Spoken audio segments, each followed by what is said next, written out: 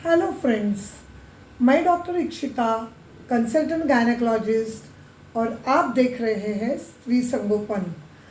स्त्री संगोपन के आज के एपिसोड में हम ये देखेंगे कि थर्ड ट्राइमेस्टर ऑफ प्रेगनेंसी में यानी 28 वीक्स के बाद डॉक्टर्स कौन सी टेस्ट कर लेते हैं और पेशेंट को क्या सलाह दी जाती है। तो लगभग 28 वीक्स में पेशेंट की एक 28 to 30 वीक्स में एक सोनोग्राफी की जाती है। ये सोनोग्राफी इसलिए की जाती है कि बच्चे का ग्रोथ कैसे है, फीटल वेट कितना है, जो एमनियोटिक फ्लूइड है जिसमें बच्चा अंदर पल रहा है तो वो एमनियोटिक फ्लूइड की क्वांटिटी ठीक है कि नहीं, ये देखने के लिए ये सोनोग्राफी होती है। अगर इस सोनोग्राफी में ऐसे लगा कि बच्चे का वज़न कम है, एमनियोटिक फ्लूइड कम है, फिर वो पेशेंट को अकॉर्डिंगली हाई प्रोटीन डाइट दिया जाता है और कुछ मेडिसिन दी जाती है जिसके मदद से बच्चे का ब्लड सप्लाई बढ़ जाए और उसकी ग्रोथ अच्छी हो जाए और एमनियोटिक फ्लूइड भी बढ़ जाए।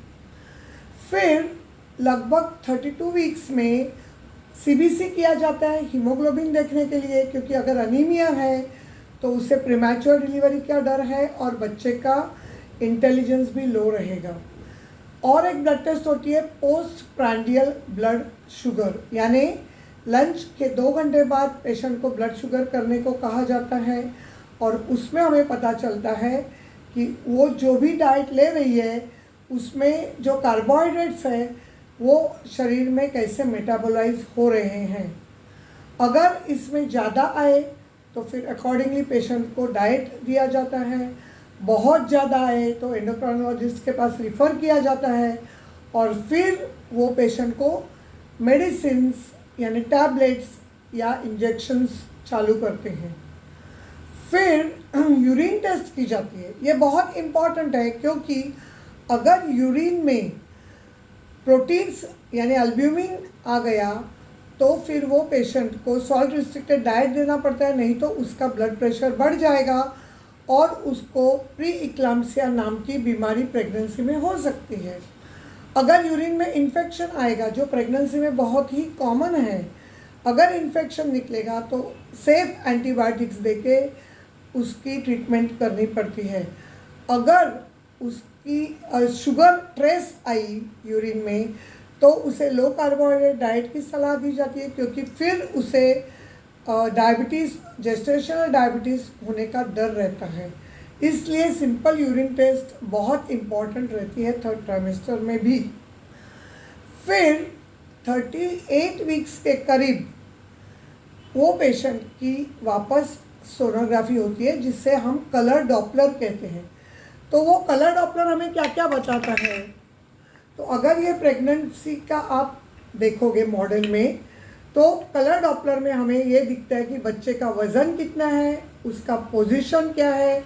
नॉर्मल पोजीशन में बच्चा हेड डाउन होता है तो वो हेड डाउन है कि वो ब्रीच है यानी उल्टा है, या वो ट्रांसवर्स है, या वो ऑब्लिक है जिसको हम बोलते हैं टेढ़ा है। तो ये पोजीशन के बारे में पता चलता है। फिर ये जो वार है वो वार हमेशा ऊपर होनी चाहिए। अगर वो वार नीचे है और थैली के मुख के ऊपर है तो वहाँ से ब्लीडिंग होने का डर रहता है। तो ये भी हमें सोनोग्राफी में पता चलता है। फिर कलर डॉपलर का मतलब है ब्लड सप्लाई। तो जो यूट्रस को ब्लड सप्लाई हो रहा है वो कितना अच्छा है या उसमें कोई रुकावट है, रेजिस्टेंस है, इसके बारे में ये सोनोग्राफी में पता चलता है। दूसरी बात यह है कि ये जो नाल है बच्चे की, जो ये प्लासेंटा को अटैच होती है और वो बच्चे को अटैच होती है उसके अम्बिलिकस में यानी नाभि में। तो अगर ये बहुत ही ज़्यादा कॉर्ड है जिसको बोलते हैं एक्सेसिवली लॉन्ग अम्बिलिकल कॉर्ड, तो वो कई बार बच्चे के गले में आ जाता है। अगर एक फेरा है, एक लूप है तो उतना रिस्क नहीं है क्योंकि वो फिर निकल जाएगा।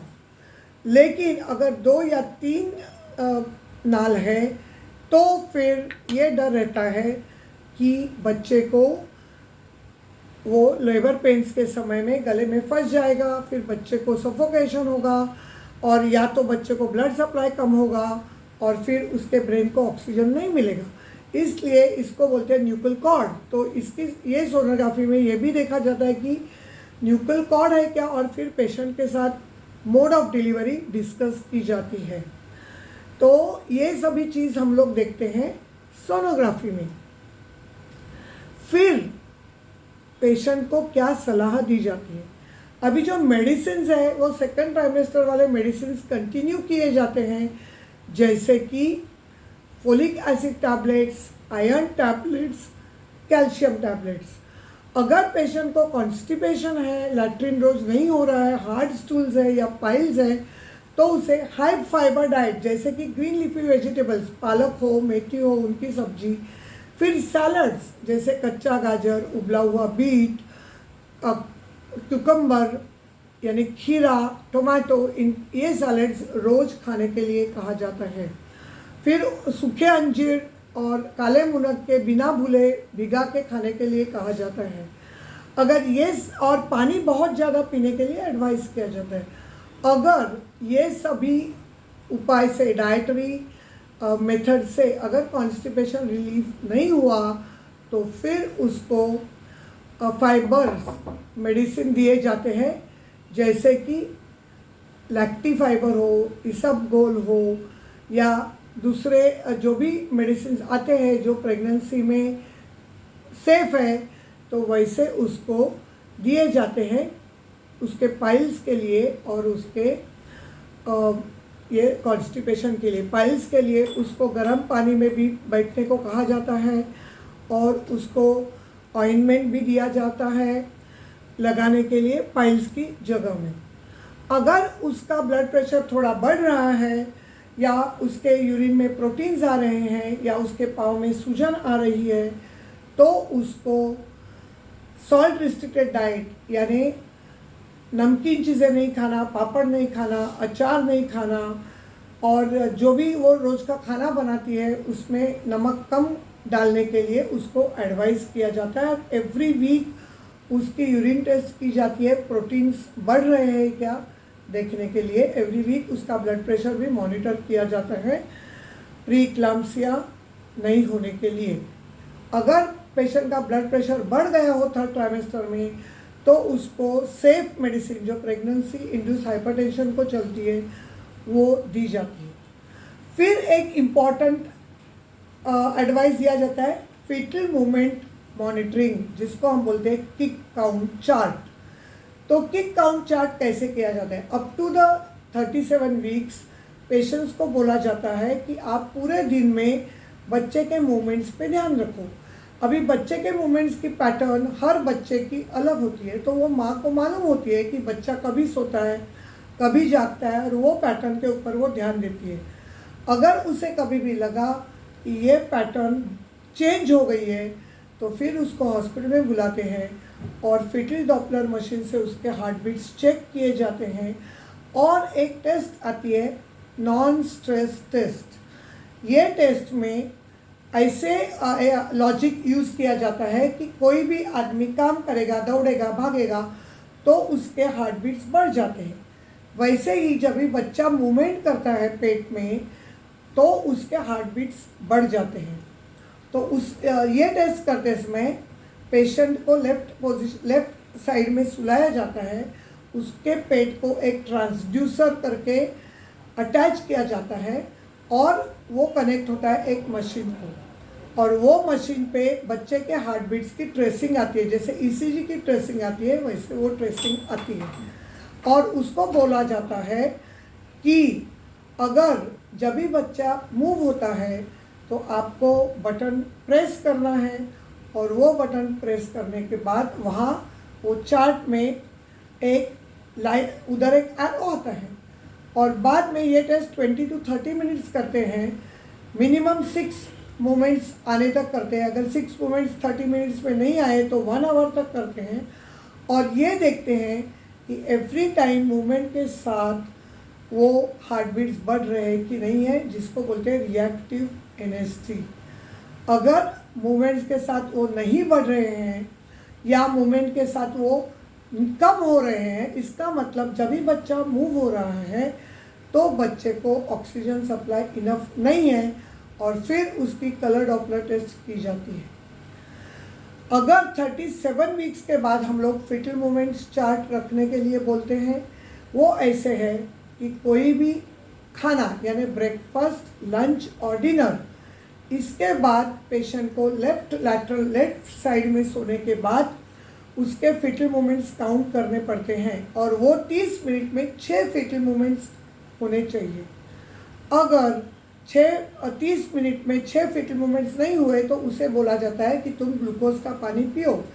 एक ग्लास में 6 चम्मच ग्लूकोज पाउडर डाल के उससे ग्लूकोज का सॉल्यूशन बनाया जाता है और फिर पेशेंट को वो पीने के लिए कहा जाता है। और उसके बाद जब भी बच्चे के मूवमेंट्स चालू होते हैं तभी उसे कहा जाता है कि तुम लेफ़्ट पोजीशन में सो जाओ और वापस 30 मिनट के लिए ये मूवमेंट्स काउंट करो। फिर भी अगर मूवमेंट्स 6 से कम है, इसका मतलब बच्चे को सचमुच ऑक्सीजन कम मिल रहा है, तो फिर उसे हॉस्पिटल में रिपोर्ट करना पड़ता है जहाँ पे उसकी फर्दर टेस्ट हो जाएगी। तो ये है पेशेंट को जो हम लोग टेस्ट करते हैं। फिर पेशेंट को एडवाइस दिया जाता है कि अगर उसको लेबर पेन्स चालू हो जाए, जो कमर में चालू होते हैं, पूरा पेट टाइट होता है और ग्रॉइन की तरफ जाते हैं और वो बढ़ते जाते हैं, तो जब भी लेबर पेन्स बढ़ जाएंगे और हर 10 मिनट में 3 लेबर पेन्स आएंगे तो फिर उसको हॉस्पिटल में रिपोर्ट करने के लिए कहा जाता है। अगर उसको sticky mucoid discharge with slight bleeding होती है, उसको बोलते हैं शो। इसका मतलब थैली का मुख खुल गया है और फिर वो डिलीवरी में अभी लेबर में आ गई है, तो उसे हॉस्पिटल में रिपोर्ट करना पड़ता है। कभी कभी लेबर पेन्स चालू नहीं होते, लेकिन बहुत थोड़ा या बहुत ज़्यादा अंदर का एमनियोटिक फ्लूइड जो है, जिसे हम पानी कहते हैं, वो एकदम से बहने लगता है। तो वो कौन से भी महीने में हो, 28 वीक्स में हो, 32 में हो, 36 में हो, उसे तुरंत सैनिटरी पैड लगा के हॉस्पिटल में जाना पड़ता है फर्दर इन्वेस्टिगेशंस करने के लिए। इसको बोलते हैं PROM या premature rupture of membranes before the labour pain start. Sometimes after 32 weeks she starts bleeding. उसको बहुत ज़्यादा ब्लीडिंग चालू होता है पीरियड की तरफ, तो ये एक सीरियस कंडीशन है। इसको बोलते हैं एंटीपार्टम ब्लीडिंग और APH एंटीपार्टम हेमरेज। तो अंदर की जो ये वार है वो सेपरेट होने की वजह से ये प्रॉब्लम शुरू होती है, वो जो सीरियस प्रॉब्लम है बच्चे के लिए और माँ के लिए। तो वो कभी भी हो जाए 28 वीक्स के बाद 3rd ट्राइमेस्टर में, तो तुरंत पेशेंट को हॉस्पिटल में जाके एडमिट होके फर्दर मैनेजमेंट करनी पड़ती है। सो फ्रेंड्स, दिस कंप्लीट्स अपना अभी 3rd ट्राइमेस्टर का डिस्कशन इसमें कंप्लीट हुआ। मैं उम्मीद करती हूँ कि इससे आपको कंप्लीट जानकारी मिली होगी और आपके मन में जो भी डाउट्स हैं वो क्लियर हो गए होंगे। अगर आपको ये मेरी जानकारी अच्छी लगी तो आप प्लीज़ इसे लाइक कीजिए, अपने फ्रेंड्स के साथ शेयर कीजिए और मेरे चैनल को सब्सक्राइब कीजिए। तो फिर मिलेंगे एक नए टॉपिक को लेके। तब तक के लिए आप खुद को हैप्पी रखिए और खुद के हेल्थ का ख्याल कीजिए। धन्यवाद।